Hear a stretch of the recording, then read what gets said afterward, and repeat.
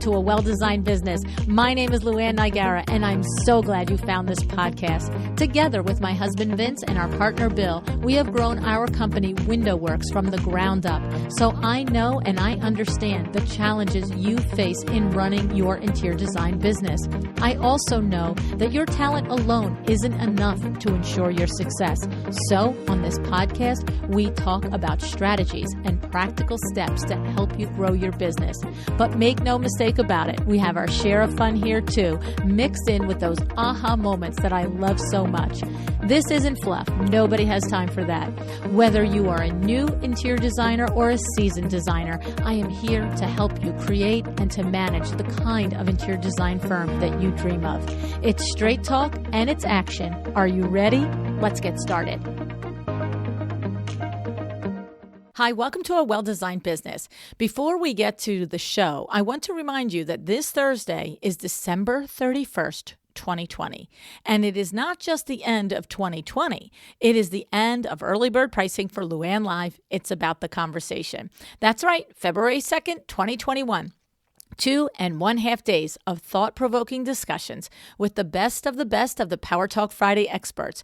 Conversations filled with strategy, ideas, and information for you to make real change in your business. Let's say goodbye, farewell, and there's the door to 2020. And let's together welcome in 2021 with a focus on creating the business that you have always imagined for yourself. You know, whether you need to know how to grow from startup to your first 100K or to help you grow from 1 million to 3 million or 3 million to 5, it's all here at LuAnn Live. And you know me. You know I know how to translate the information. So whether you are a rising designer, a seasoned designer, or a C-suite designer, you know that you can rely on me to break down the information so that you can get just what you need to get that aha moment that might be the one that busts open your business. Go to LuAnnLive.com to see all the topics, the lineup of the industry experts, and all of the extras I've added in to make this an event you do not want to miss. LuAnnLive.com. All right, now today, Julia Miller is with me, and Julia Miller is another guest who comes to design as a second career. J. Miller Interiors was born after she spent a decade in social work.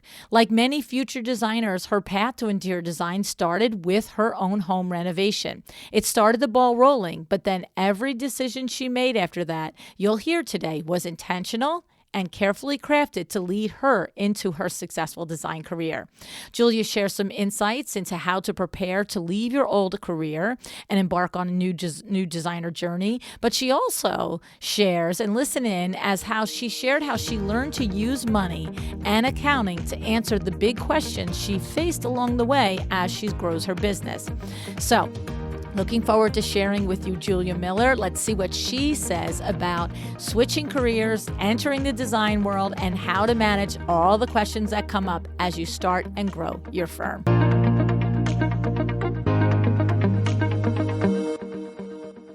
Hi, Julia. Thanks so much for joining me on A Well-Designed Business today. Hi, LuAnn. Thanks so much for having me.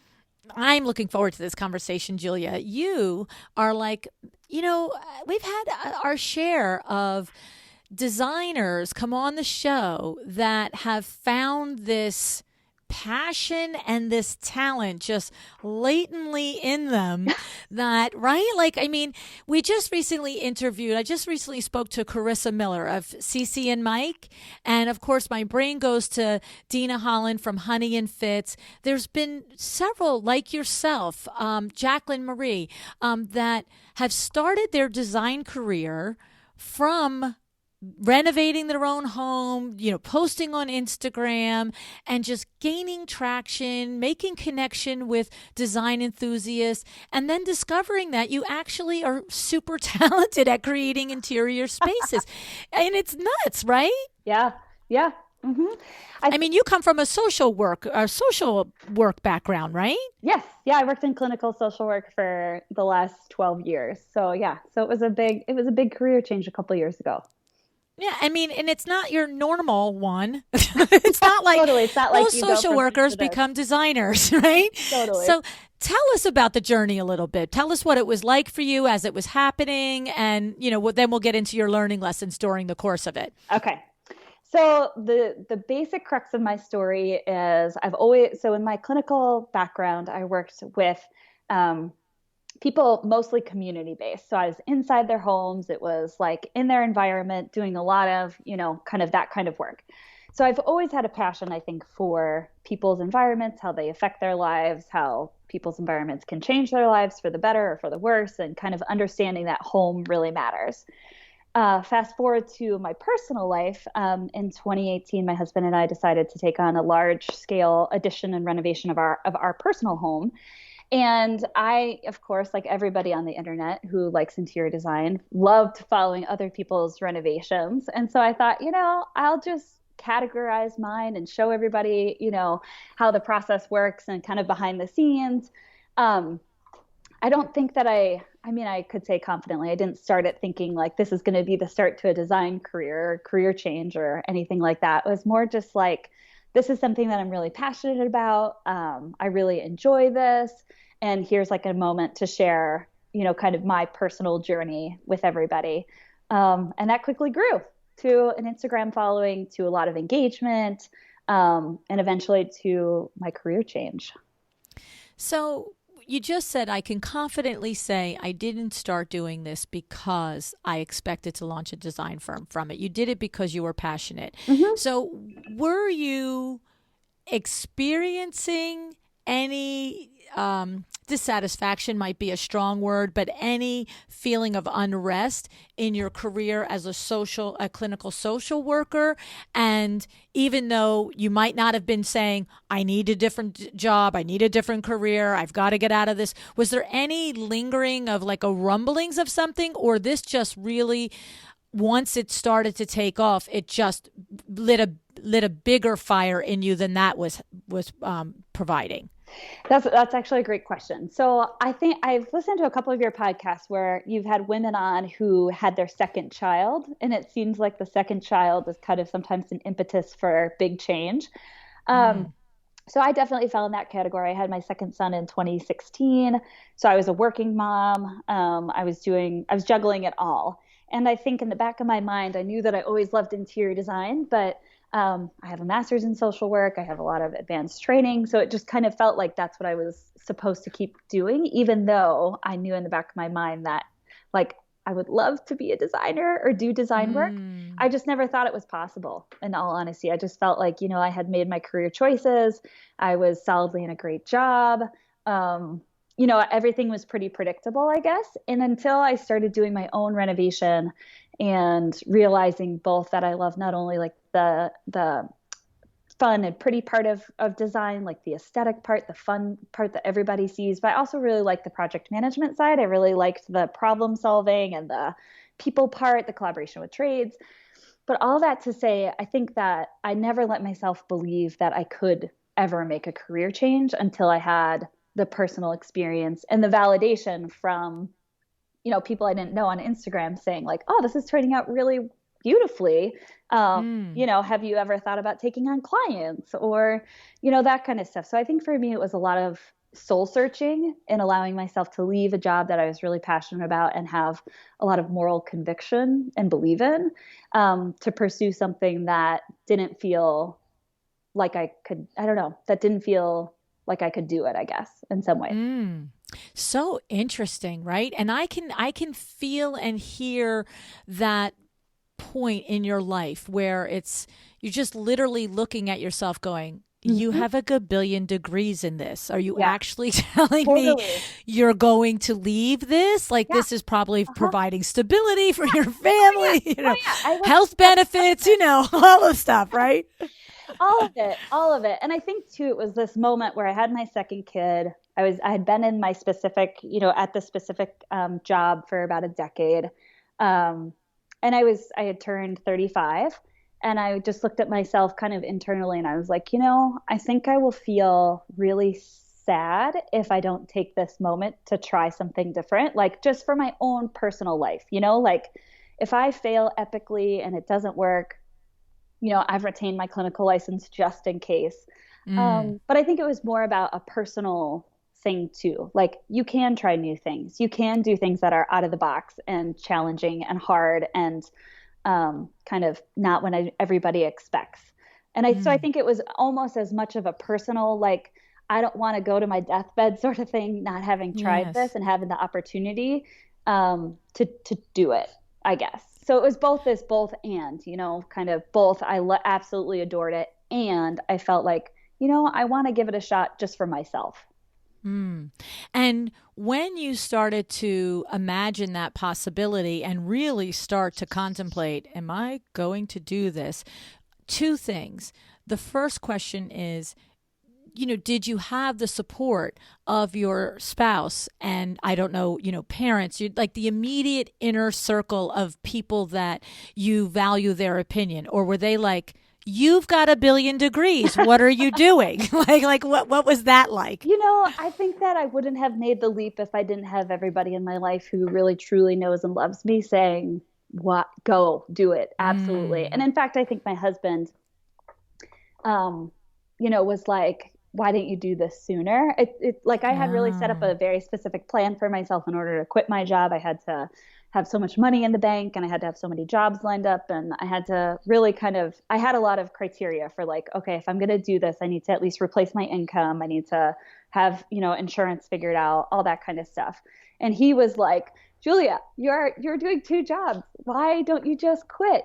Just quit. Just you're restricting yourself because you don't have time. You're not restricting yourself because you're not, interested clients or anything like that. It's just, you should have quit 6 months ago," I think was his perspective. Wow. And I think everybody who knew me, I think I felt more gun shy about like putting it out there to people I knew. Like people I knew personally on Instagram would follow my new business, creative interior design account, and I would personally message them and say, I don't think you should follow here. Go back to my personal page. It just I just felt really not embarrassed, but really like, ooh, I want to do this kind of in private, kind of like that way if I fail, nobody I know knew, but everybody of course knew. So, That's pretty funny. yeah, but it was one of It's those like, things. it reminds me of when my daughter was little, her very best friend, Samantha. She had we used to call it her poker tell, because every time she was doing something she shouldn't be, which would be, I don't know, picking up the doll. We're talking about when they're little, like 3, 4, 5, 6, 7 years old. If you asked her if she did something, she would turn her face to the side to avert her eyes and say, "No, I didn't." That was me for the first year. Right. That's what, like, you're like, I'm on Instagram, but I'm not really doing this. Don't watch. This isn't who you, yeah. Because this isn't who anybody knows me to be, except for like those really close people, like my brother-in-law, for example. I always tell this story that he was like, "Well, I'm just glad finally that you won't be sitting on the sofa on Christmas Eve looking at sofas for no reason. Now at least someone's going to pay you to do that." Which is so true. I would just be on that damn family vacation just scrolling, I don't know, a random sofa vendor for no reason. I didn't need a new sofa. But it was just something I was always doing. And I was always the person too. I mean, I know a lot of people say this, that people would call, and be like, "Hey, I'm going to redo my kitchen," or "I need to paint my cabinets," or what do you think of this art gallery wall at my house? And I would always be the one that'd be like, "Sure, just give me a glass of wine and I'll come over and, we'll hash it all out for you." So I think people have always come to me for that. And I always have jumped at the opportunity. But it took me a while to feel confident enough to be like, I have the ground to stand on to take other people's money, to, work on what is quite possibly their biggest asset. So there was a lot of not only like, okay, I got the passion side, but I need to like really bolster the business side. Right.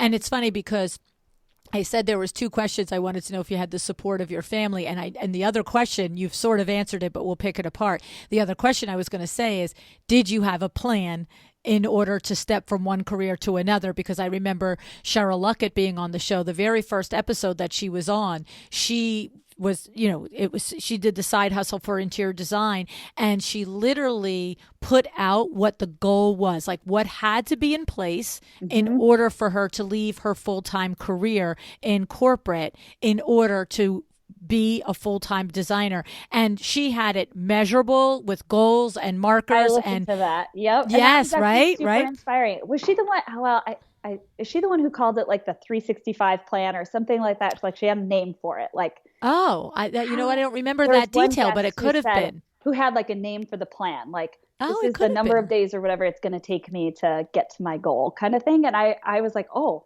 I can do that. So yeah, that show actually inspired me to be like, okay, these are the pen to paper sort of things you got to do. Oh, I didn't realize you were listening to the podcast for that long, Julia. Oh, LuAnn, please. No, But I did my not. clinical job, I'd be writing, medical notes and, listening in. So I've listened, I would say I listened to the majority of episodes. But Wow. yeah, that's what I learned about Peter Lang, who's my CPA. Mm. I hired Jamie Lieberman for my Oh, wow. lawyer. Wow. And I used for a while Brittany Elms of Virtual Oh, Design Assistant too. So I definitely was like, okay, I got my team. All podcast. that's news to me. That's interesting and that's good. I'm so glad that each of those people have been very helpful and instrumental in getting the business going. That's so cool. Yes. I love knowing that. That's making me smile. So you did. So you did have a plan. You didn't just say, "Okay, whatever." Although, I can see like clinical social work, it is not a loosey-goosey career. Oh I'm my God. sure, all of your reports and all of your protocols are all buttoned up and everything else like that. So it's Mm-hmm. part of your DNA. It's like we call it our Eric Award transferable skills, right? The things that you take from Oh one gosh. career Yeah. into the other, right? Mm-hmm. Oh my goodness. I think that, while the work itself is obviously dramatically different, I think the skills are a lot of the same.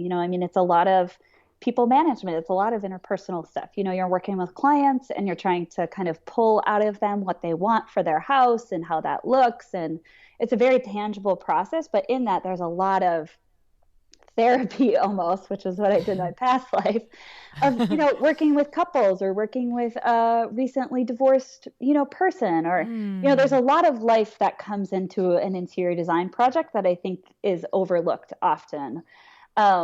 But yeah, so it's a lot of people skills, but oh my goodness, if you're not organized and you don't have your stuff together in terms of, how your business runs, which is also, a skill I learned in social work was like, if you can't prioritize anything, you're always going to be overwhelmed. So there's a lot of overlap in terms of skill set that I feel like easily transferred so well to interior design. And in fact, I think I'm almost better at the business kind of organizing side than I am at the design side sometimes. Mm. Well, that's what is going to be the biggest influence on your success is how you manage the business side. So Mhm. that's good. I know someone told me it's 80% business or admin and 20% design. And I was like, Exactly. that feels about right.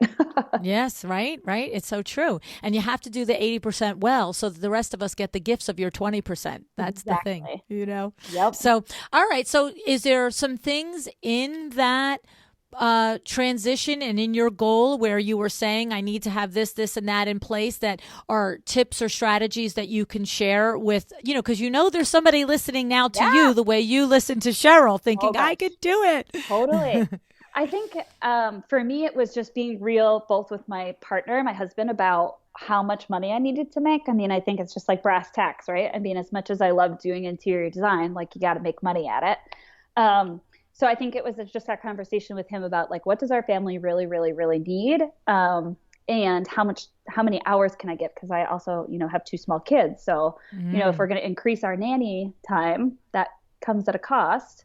So how does that all play out? So basically, my husband and I kind of talked about that I just basically need to be able to replace my previous salary. And at that point, I was working part-time. So it was a more achievable number. But I had to replace my current salary and I had to work within 4 days a week was kind of like what we set up. So from that, I then back down to, okay, what's my hourly rate? How many clients do I have to have in order to make my ends meet per month? And how can I meet that goal? How many clients do I have to have lined up before I quit to at least carry myself for, say, 2 months or something like that? So I set myself up that way. But then I also was working with Peter very, very early on in my business to understand my numbers from the very beginning. So I've always, I think, had a good insight into how much money I was making, what my expenses were, which I think, starting off, I didn't have an office space like we do now. I didn't have any employees like I do now. And I think I just was like, oh, I don't spend that much. But when you add it all up, if you really look at your numbers, to run a business, it's pretty expensive, especially as an interior designer when you need to have what feels like a million different softwares to make it all work. So it was helpful for me to be real with myself about how much I was spending, not only on my salary, but also just to get the business going.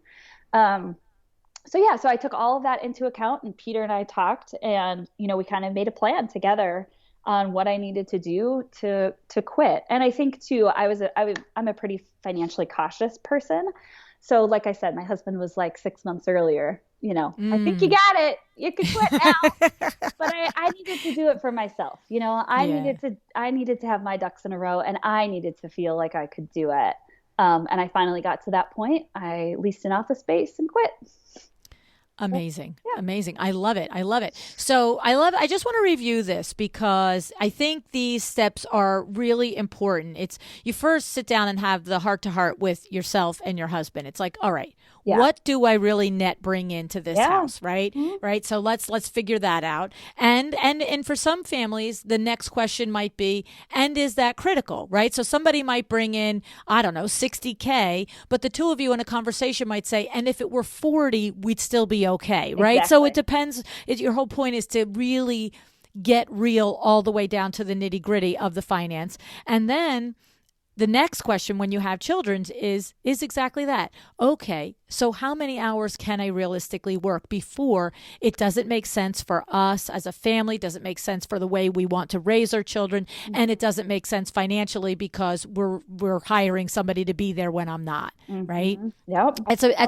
And these are not like, oh, let me think about this as I'm driving to the grocery store. These are things you have to sit and plan out, right? Mm-hmm. And then you have to find that nanny that you love and trust, to take care of your little peoples, right? Yep. And then I love the next thing is that how many, not only combined with that is in how many days a week is good for your family, but then the next thing is now you backed it out. It's like, okay, if I can work 4 days a week for this many hours, now it's like, in order to replace this salary, that's a hard number equation. It's like, I must bill this many hours per week at this rate. And so when you did that, Julia, was there, because so often any business that we do in any career, whether it's interior design, whatever it is, we can fall into the trap of not placing enough value on what we're going to charge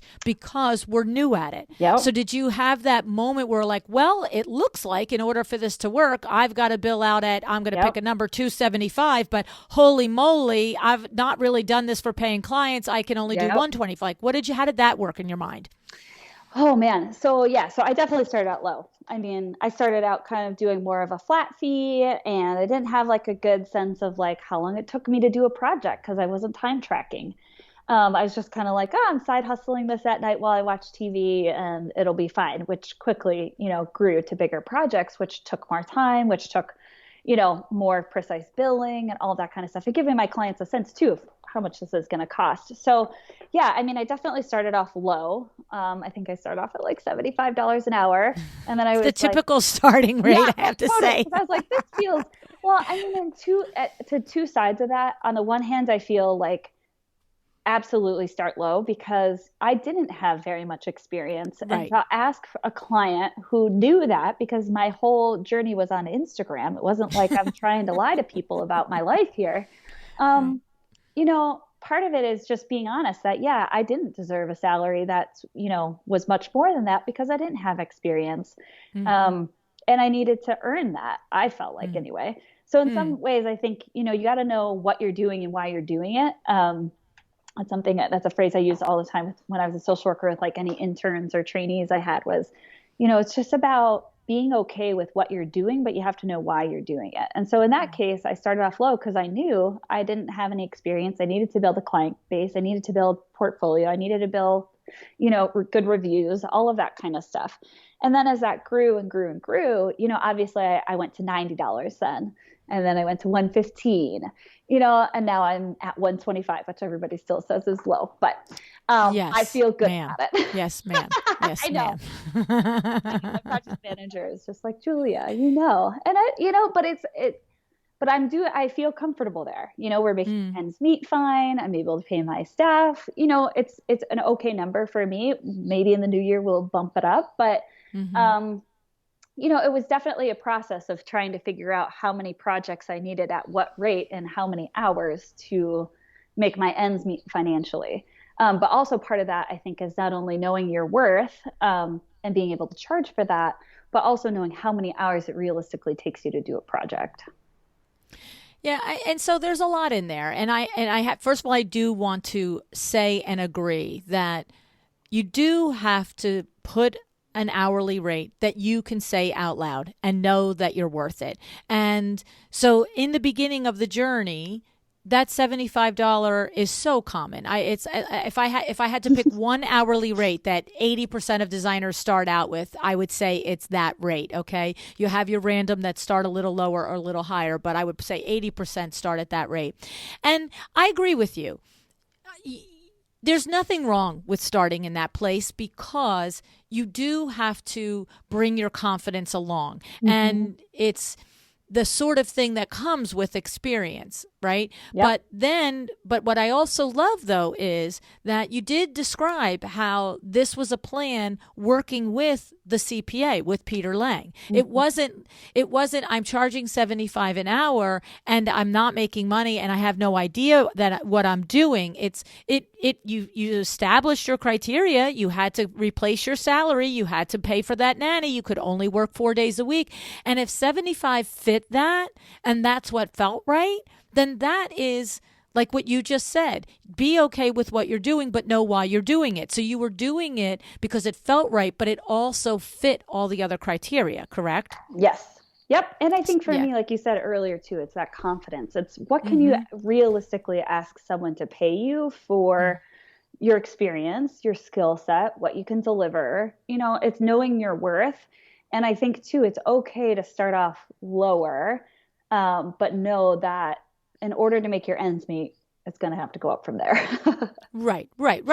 And the thing is, and where the only problem that myself and business coaches like Nancy Ganskaufer, who really works and helps designers with mindset on charging their hourly rate and so forth, the only problem that people like us have is if you stay at 75 or you stay, Julia, at 125 longer than you should. Yeah. Right? Because you're exponentially growing as a designer. Your expertise is growing. Your skill is growing. Your ability to be efficient is growing. Your team is growing. The value that you're giving is growing. And so that's the only time that you hear boo out of people like myself and Nancy is when you now are not raising your rate simply because of fear and lack of confidence, as opposed to waiting for your skill set to catch up. That's okay. You have to walk in the door and be worth what you're charging. Right.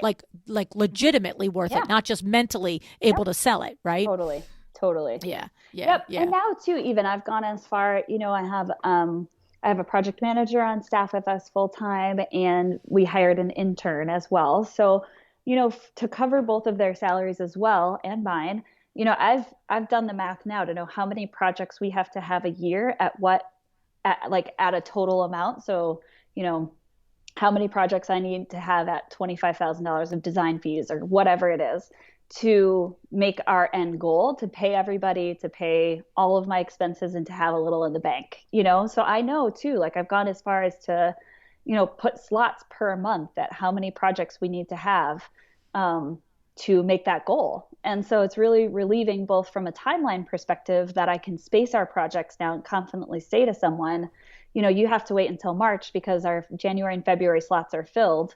And also knowing like, okay, we're totally good. Like we'll have enough money in the bank because I've done the math, like literally to know that our ends will meet at the end of the year.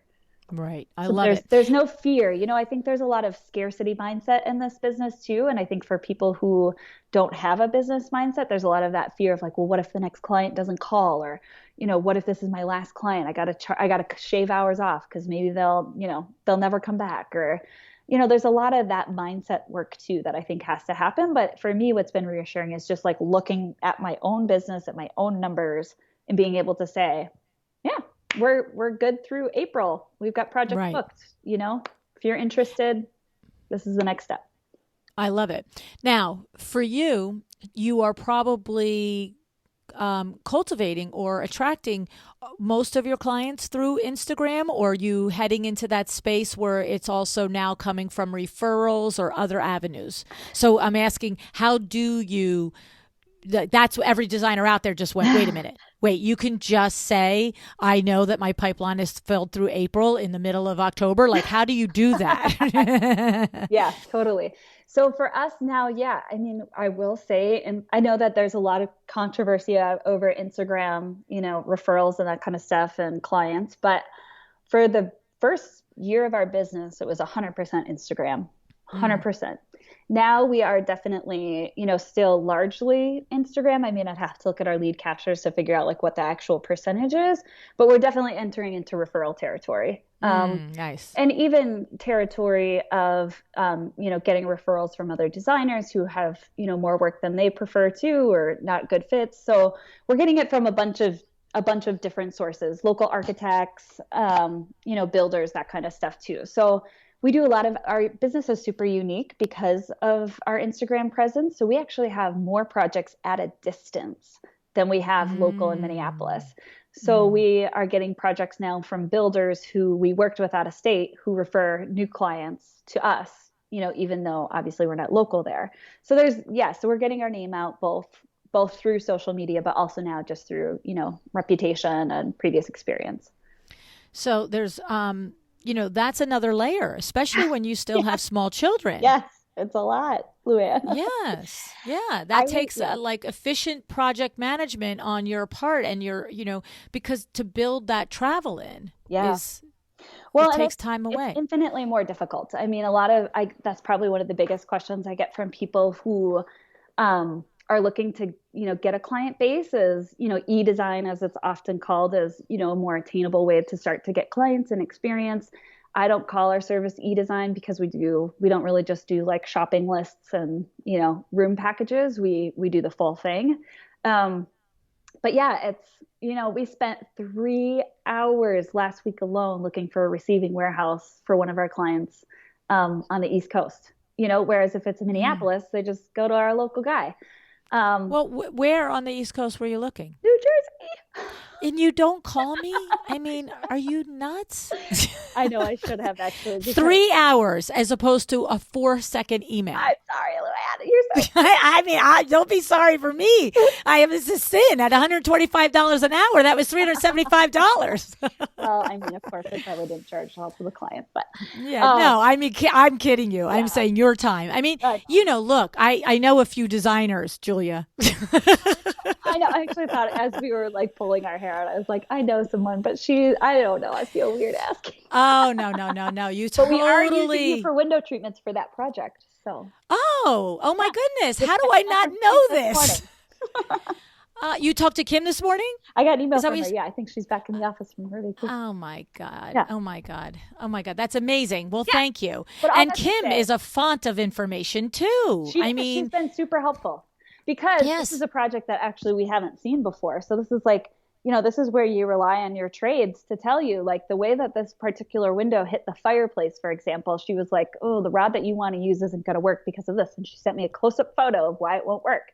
All that to say, there's a lot of those logistical details with more full service distance design work that you've just got to be prepared for. Yeah. Yes. It's a different. And that's where it is important that the trades that you work with, the boots on the ground. Yes. Oh gosh. Yeah. I mean, you can't do this job without the support of a trade, whether you're local or at a distance. Right. Interesting. Okay. So let me ask you a question, because I had a designer just this week ask me, how do you finesse the conversation when someone is interested in your work now, to work with you now, but you can't work with them for 3 or 4 months? And of course, I said, you're just going to have to tell them, the whole thing, but you tell us how you handle it when you know that you are booked and their first opening for an XYZ type of project is 3 or 4 months down the road. Give us a little bit of that language, because that's exactly what the designer was looking for, is how to set up the expectation and to not lose the client in the process. Sure. So it is, it's definitely a finesse. Like I feel like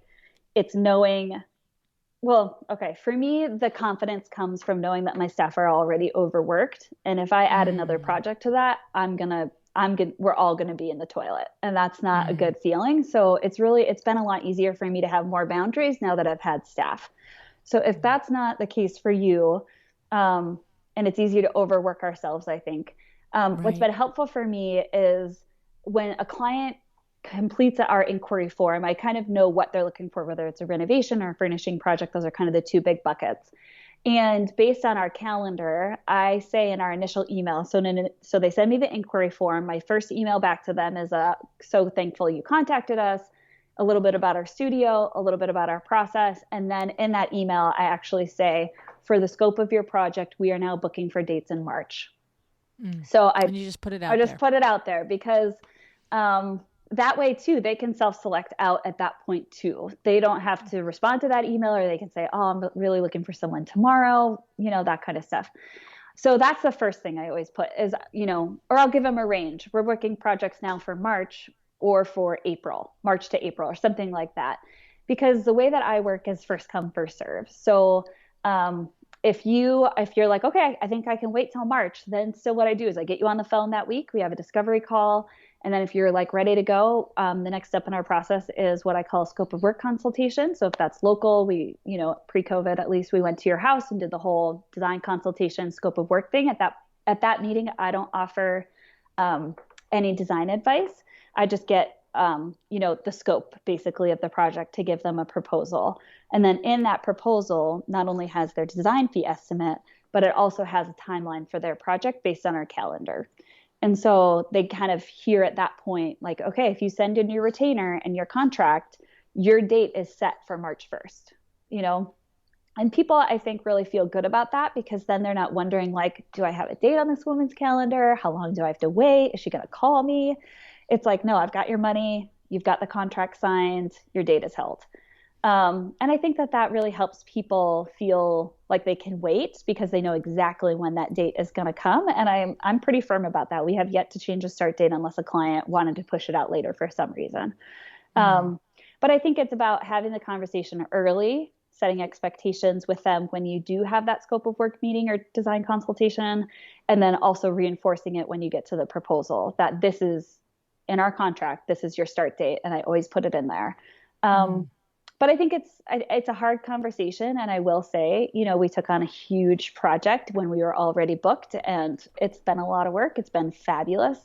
But, sometimes our schedule, I can fudge it a little bit if the right project comes along. So it is a little bit of a juggle, but I think it's helpful to know, like, really where your calendar is at, and being able to confidently tell people your process so that they can opt in if they want to. I love it. There's two particular things that I love in here. Is the first is that when you reframe the decision based on, I'll add the, adjective of or verb of protecting your staff, right? Yeah. It's not just, oh, should I, I don't know. It's like, wait, I have to honor my staff. If we take one more project now, they're all going to be like falling over like flies, right? We have to. So I think that does, because as as creatives, it's completely, everybody always says that we're last ones, to take care of is ourselves, and we're always want to please, and we want everybody to be happy. And so if that's the case, just reframe that from pleasing a stranger client to pleasing and making your staff happy, right? Like, just like switch the flip on whose back you have, right? Yep. And so I love that. I love that little mechanism because I think that will be helpful to someone listening who feels like I feel like I have to please the client. It's like, well, why don't we first please our own people? And then the second thing that I like is that you acknowledge the actual business reality of it, is that there are times where you will make an evaluation that takes into account more than just the one or two criteria. If the project is super amazing and really going to be maybe critical in moving something forward or establishing a relationship with a builder or a client who might potentially be an amazing referral, that you as the principal are not just going to throw every new project out with the bathwater if they won't do it on your timeline. You do have that little, and if I need to and I want to and I really think we can do it, I can adjust the rules, right? It's that, but yeah, so it's definitely like, okay, guys, but I sit my, project manager down and I, now our intern, and I'm like, okay, guys, here's the deal. You This get project agreement. came through. Yeah.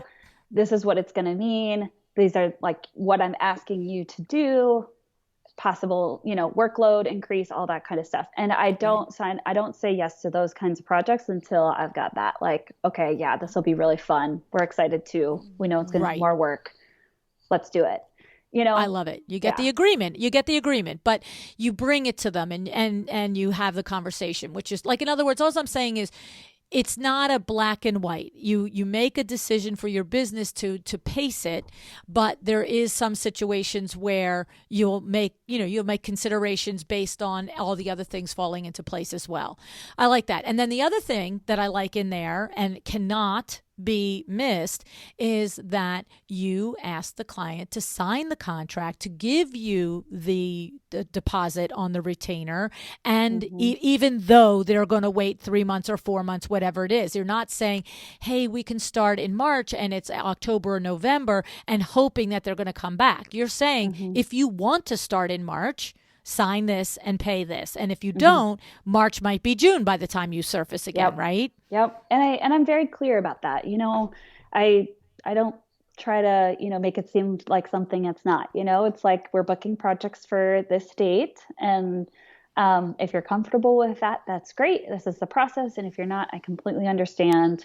And I think too, I've just learned that tight timelines, if a client has a really big sense of urgency, that's going to be a stressful project for us. Like if they've already demoed their kitchen and they need a design plan, that's not a good experience and my staff, but it's also not our best work typically because everybody is scrambling and we're trying to find in-stock options and, everybody's stressed out. So it's a little bit of a both and situation for us at least. And I imagine there have been, because I'm thinking of all the things that somebody is out there saying, yeah, but this, what about that? And so I'm sure there have been times when the project was a good project, that the client, you liked the client, that from your standpoint, it was a full green light. It just couldn't start for 3 months, say. And when you present that option, have you had the pushback on, well, we want to do it. We want to do it with you too, but we're not giving you money now in October or November for March. Have you had that? And is it simply just, I hear you, you don't have to, however, blah, blah, blah. But have you had that nitty gritty where you've had to resolve it and it went positive or negative? To be completely honest, I haven't. I haven't had anybody say, I'm not giving you any money now, or anything like that. Like, I'm pretty clear about our process and I'm pretty clear about what that money does for them, both, not only holds their spot, but how I apply that money to their project. And I'm pretty clear that it's non-refundable, that like if they choose to cancel their project, that is money that, basically goes into our business to recoup some of the costs from holding that spot. So I haven't had any issues with it. And I think part of that is just, I'm just clear along every step of the process where we're at. That's all that to say, though, I have a client that's going to be starting in January, for example, and they have been living without window treatments in their kids' rooms for like a year. And they were like, we cannot keep doing this. Is there any way we could at least get our kids' rooms or the house measured for window treatments? And that to me is like a really reasonable ask that we can do. We can start on window treatments for select spaces earlier because the client needs it. Or we have another client who is going to have a baby and they moved into a new house. And she's like, I just love a nursery design. Mm-hmm. So we definitely try to work with them if there's something immediate. So sometimes that does mean taking out a smaller part of the project earlier. But in general, we're pretty clear that like the bulk of your project starts on this date. And this is kind of what we have. And the reason why you are able to do this and the reason why you haven't had anybody push back is just what you said. It's because you've already established exactly how the project is going to be, exactly what the funds are for, how they're allocated, what they mean, and what they can expect every step of the way. You're not coming to the conversation saying, this all looks great. I think it'll be fine. Yeah, sure. I can start in March and give me 20 grand and everything will be good. It's like, Totally. right? And so that's the part. It's all that clarity that you're bringing because when you say to me, I've never had somebody say, I won't pay you ahead of time, that the only reason is because they haven't been left with any questions. There's absolutely no uncertainty in their mind. What happens if they give you this money now? You've answered all the questions, and that comes from having that enunciated process and having that confidence to express the process to them, right? Yeah. And I think too, also what I do is I do start. So part of our internal process is Pinterest boards, so I actually start their Pinterest boards the moment that they sign their contract so that they have 2 or 3 months to add stuff to Something there. to do. And Yeah. as I'm searching for other projects, if I come across an image or inspiration that I absolutely think is great for theirs, I'll pin it. So I think that there's also this, like, they know I'm not like completely just void of, thinking about them. But there are these little hints too that, yeah, they're doing something active while they're sitting on the sofa a month before their project starts. That's going to move the needle for them to get started right away. And I also have client questionnaires about, function of space that they want to get. So I give all of that to them when they sign their contract so that they have some stuff to do while they're waiting. I love that. It's a combination of giving them homework Mm-hmm. and giving them the positive reinforcement that you're not checked out. You're Right. not, spending hours, but just, Julia's thinking about us. Here's a chandelier she thinks might work, right? Right. Exactly. Exactly. And So smart. I think people appreciate actually having the extra time because those Pinterest boards we use like pretty thoroughly throughout the project to make sure that we're all on the same page. And I think people appreciate having several months sometimes to add to those and to distill down what they want, especially if it's a furnishing project. And because it takes people, I think, who aren't designers a long time to put together what the vision for their home is. So I don't phrase it usually like, oh, you have to wait. This is a bad thing. I phrase it like, this is great because this gives you and your partner time to get on the same page, and get excited about the project and, do anything necessary you might need to do, like sell some furniture that doesn't fit anymore. That kind of stuff. So good. So good. Because all of it's true, right? All of it is true that Yeah. if they were to start in 2 weeks, now running their lives, whether it's, kids, jobs, whatever, they've got to like focus daily on what kind of furniture do we like and have those arguments till the middle of the night. I don't like that sofa. You like that sofa, right? Exactly. And it gives them the space to do it. And you're right. You can frame it as a positive. This will give you the space and time to carefully think about what is going to be a major lifetime investment in your, one of the major lifetime investments, your home, and give it the time and space it needs to be right. That's awesome. I like that. And then what percentage, so you establish a design fee for the project. What percentage are you asking for in the retainer? Is it 50% or what, 10%? What are you doing? So it's usually around 10% for the retainer. Mm-hmm. So it's usually 10 to 15%, somewhere in there. Okay. And then what I do is I use that retainer it does two things: secure their start date, and I then apply that to the final invoice of the project. So Okay. at the end of the project,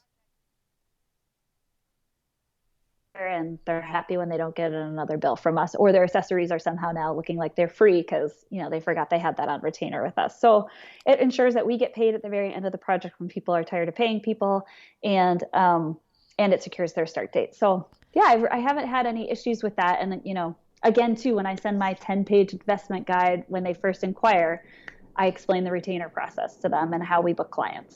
And I think That's too, amazing. LuAnn, to your Yeah. question of designers struggling to have that confidence, I think I have that confidence not only because we are booked, but because I know that we're booked, because I set a calendar Yes. of when clients are starting. And I can say, if this client leaves because I'm not available, I have 4 months to find another client. I don't really Mm. need another client for 3 more months or whatever it is. Um, and that gives me the peace of mind too, because I feel that anxiety like, oh my God, what if they don't ever want to work with us because I can't, blah, blah, blah. I definitely feel that. But I think I'm more reassured now because I know I'm looking at it right now. November we're booked, December, January, February. Really, honest to God, our first availability is April. Um, Mm. and so I have 6 months to find a client. That feels much Wow. more doable than like I need to find a client today. So let me ask you for a detail in that, Julia. So what you're saying is, like, I will on a regular basis have a conversation with a designer who will say, I'm, a team of one or two or three, and we've got 14 projects going on right now, or 18 projects going on right now, and I can't think straight. So I've had, and I'll just clarify, because, Mm-hmm. recently Sarah Brennan was on the show, and she was saying that she had 20 clients going on at one time, but she's so highly processed. And they're all different types of clients. So Sarah will take a full service luxury. She will also take it. I don't know what she calls it, but let's say she calls it a basic DIY client. And so what maybe one of the levels of services that she offers is she will just do a design plan for you if that's what you want. So it's not this whole all the way execution, purchase, and all of that stuff. She's got different levels. So when she has got 22 projects going on at one time with her team of 3 or 4, whatever it is, they are not all full service. Okay. Mm-hmm. She will manage how many full service she has, how many this, and that's why she can take that many on, because she does the same thing as you. She looks at it and says, no, no, no, no, no. See, we have 2 full service. We can't start a full service until XYZ. But the contrast, and what's mostly what I hear, is just what you said. Somebody wants to work with me. I've got to say yes because, oh my goodness, I don't know what's going to happen. So are you telling me that, because I want this to be clear for anybody listening, are you saying to me that in all avenues, you have decided how many hours a week you will work, how many hours a week your staff will work within reason? You Mm-hmm. understand. You're going to search Oh, 3 hours for a receiver instead of just calling LuAnn, okay? Right. But within reason, you've established your workload, and you know that if you're doing strictly full service projects, that you can handle 2, 3, whatever your number is a month, and you don't deviate. You just press it and you pull it and you schedule it out. And that's how you are managing your work-life balance, but you're also managing what you said, not being worried about the future. Am I yeah. understanding that process correctly, Julia? Yep. So what I do is I know how much money we need to make. I mean, it comes down to money, basically. I know how much we need to make per project and how many of that. Okay, so I'm going to give an example. So say we have a project sign on for, this is just an example. So say we have a Mm-hmm. project sign on for 50,000 for design fees. So it's a whole house Mm-hmm. or something. I know that actually takes up kind of 2 months, quote unquote, on our calendar, because that covers us for 2 months of projects. Not only is it going to take us that long, and we have time for that, but I know financially that 25K, you know, fills in another month of income for us. Does that make Mm-hmm. sense? Yes. So basically, I'm able to look at a project. So even if they vary in size, I know that if I take on three $3,000 projects in January, that doesn't meet our minimum for the month. I need to add a fourth project. Or if we take on a huge project, 50,000, that can cover us for several more months. Does that make sense? It does. And so what you're saying is, if on October 1st, you sign a project for January that's a $50,000 project. The next phone call, you're likely to push to February Yep. because January's set. We don't put another one into January because Yep. January's set. But if October 1st, you get a $5,000 project that, because of November and December, has to start in January, the next phone call, it's like, oh, you're a 20,000, you're going to go January. You're a 5, you're going to go January. You're going to fill January till you hit your 25K, which is covers your Yep. cost to be open number. Right. Yep. Very exciting. And what it does too is it not only helps with the financial side. So like, I know that even if we don't bill consistently 25K a month for that one project, I know it's going to come in. I know that I've budgeted enough that if we bill 13 in one month and 27 in the other, whatever it is, it's going to be fine. But also what it does is it manages workload. So I know that that project, for example, is going to take us several months. And I know it's always heaviest at the beginning. So what I've done is I've just given my staff breathing room of 2 months to work on this project. Love it. I love it. I love it. And it just is a matter of trusting the process. It's trusting, well, it starts, as you said, with the numbers and the money and having that clear conversation with your CPA of what is your cost to be open number. You can't do anything if you don't know what that is, right? Right. Oh yeah, Yes. no, yeah. I mean, I was shocked at my cost to be open number, and I feel like I keep things pretty tight. Like Yes. it was Well, definitely you shocking. said it before about the softwares and stuff. I mean, it's you don't oh, let's have G Suite. Oh, let's have Asana. Oh, let's have this, and all of a sudden you're like, that's $500 a month for all that crap. It's like, Yeah, whoa. totally. Yeah, it's your CPA costs. I have a bookkeeper. I have someone, that does some blog writing stuff for us. I have, rent. I mean, it adds up, and so I think it's just being honest with yourself in those quiet moments when you're sitting by yourself thinking like, oh my goodness, I'm freaking out. Like that's okay. Just as long as you Yes. know what those Yes. numbers are.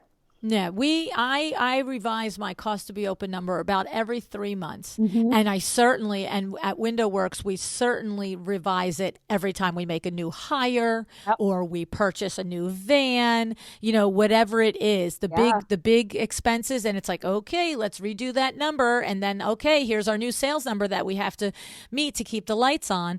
But it's the truth. What happens is even little things, like you mentioned, the technology, Lisa, my assistant, will be like, oh, I just upgraded our Zoom. Now we have 16 licenses, whatever it is. And I'm Yeah. like, oh, okay. Like, wait, what does that do to Yeah. the cost to be open number, right? And it doesn't, a little thing like that is a little thing. But if you don't track the little things, then you really are out to lunch on what you have to do every month. Mm-hmm. Yeah, Yep. interesting. And it makes it hard to feel excited about investing in your business. I mean, I know I definitely was like, oh my goodness, can I afford to have someone say, write our blog? I was like, I definitely can't afford that. And then I was like, okay, let's look at that. How much does it cost? How long would it take me to do it? Who's better Yes. at this than I am? And it's a calculation I made. So I committed to, 6 months of that or something like that. And I knew I had the money, coming in or already saved for that. Right.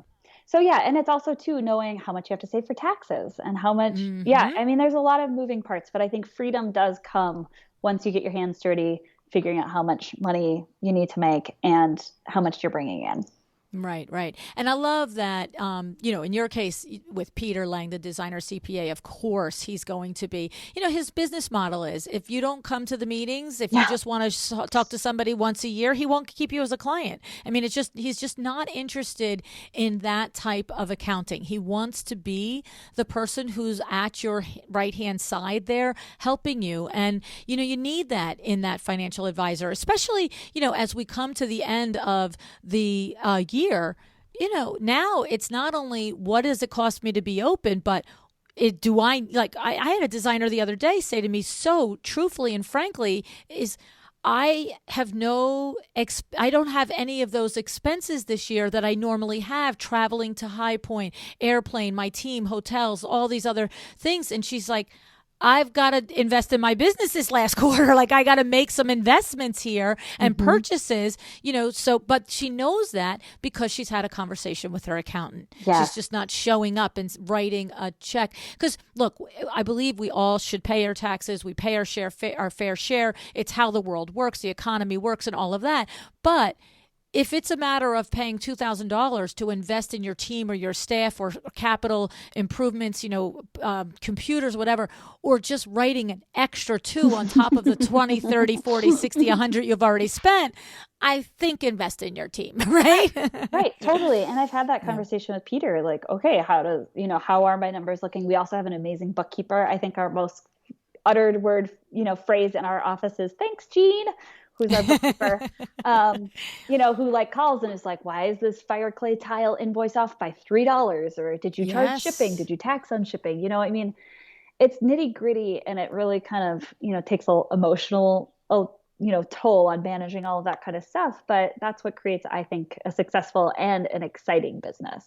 Absolutely. Oh my goodness. I love it. So much good information, Julia. I mean, really, thank you so much.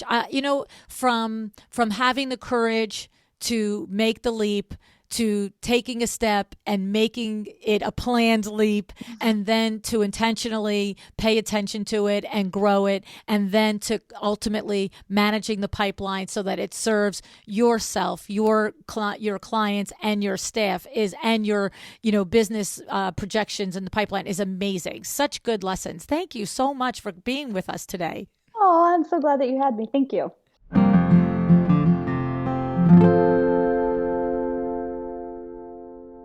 I was pretty impressed by Julia, and I'll bet you were too. Not just because she left what sounds like an important career, paid with education, degrees, and experience to set out and build something that she believed in, but because of the level of detail that she took into creating her plan for her new career, right? From planning exactly how much money she needed in the bank to leave her job, to calculating how many projects and at what rate she needed to bring in order to keep contributing to the house, Julia made sure that rather than just a leap of faith, her business was built on a solid ground. This is how you create success, not hope or wish for it. And our show sponsor, My Doma Studio, knows this too. Careful planning, learning, and a process is the foundation for success. And if you've ever dreamt of going into kitchen design, My Doma Studio has the answer for you. Simply said, kitchens have always been the heart of the home, and in 2021, they will be at the heart of a thriving design business too. With consumers eating almost all of their meals at home, every day they are deciding enough is enough with this kitchen, right? They want to redesign, remodel, upgrade. They want to create space and functionality and beauty. And if you want to break into or up your game in one of the fastest growing residential interior design specialties, then 19 Hours Kitchen Project Ready is for you. This one-day seminar put on by My Doma Studio will give you the process, templates, and confidence to add kitchens to your menu of design services and have you set and ready to maximize on one of the biggest and most lucrative trends of 21. Go to mydomastudio.com/19H LuAnn to register.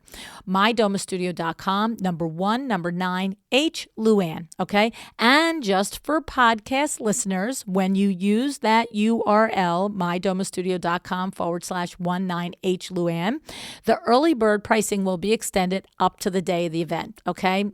The link will also be in the show notes. All right, get kitchen project confidence at 19 Hours Kitchen Project Ready. Back to Julia. I also found it pretty powerful that Julia wasn't unhappy in her career in social work, right? Could she have stayed doing social work for the rest of her life and been content? Maybe, probably.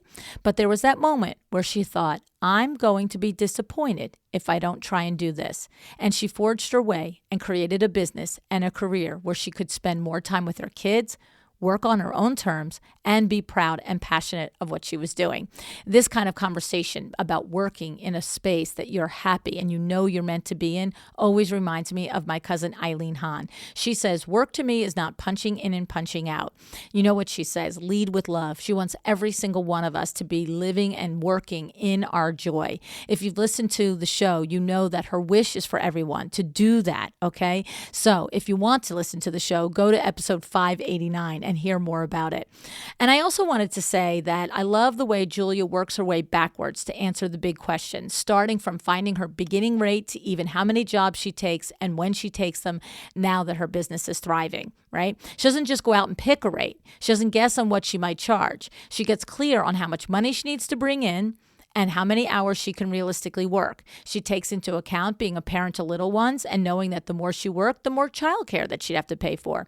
And then she gets crystal clear on how many hours she could end up working, how much money she needed to make, and guess what? She ended up with a simple equation to determine the minimum rate she needed to change. This is the way to do it, right? When you create that equation for yourself, Okay, have that conversation with yourself. Put all your variables in. Then you're not guessing, you're calculating. And I want to focus on one more thing with Julia. She said when we were discussing the concept of being booked out and deciding what projects to take on. I did recently get a question from a designer who wanted advice on how to finesse the conversation about being booked out and sticking to your guns so that you're not taking on too much.